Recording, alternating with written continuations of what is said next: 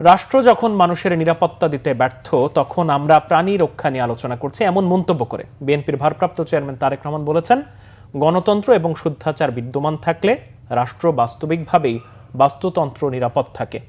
সন্ধ্যায় রাজধানীর আগারগাঁও চীন মৈত্রী সম্মেলন কেন্দ্রে অ্যানিম্যাল ওয়েলফেয়ার অ্যাসোসিয়েশনের প্রাণী ও প্রাণীর মিলন মেলা অনুষ্ঠানে এসব কথা বলেন তারেক রহমান।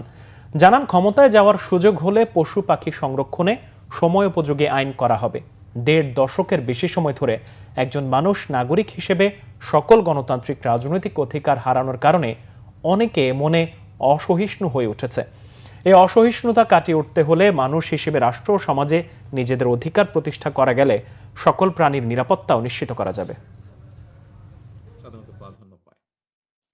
তবে আজকের ব্যক্তিগতভাবে আমি মনে করি গণতন্ত্রের সঙ্গে মানুষের অধিকারের সম্পর্কটা যেমন, বাস্তুতন্ত্রের সঙ্গে পশু পাখি এবং বন্য প্রাণীর অধিকারের সম্পর্কটা তেমন। সুতরাং রাষ্ট্র রাজনীতিতে গণতন্ত্র এবং শুদ্ধাচার প্রতিষ্ঠিত থাকলে বাস্তবিকভাবেই বাস্তুতন্ত্র নিরাপদ থাকে।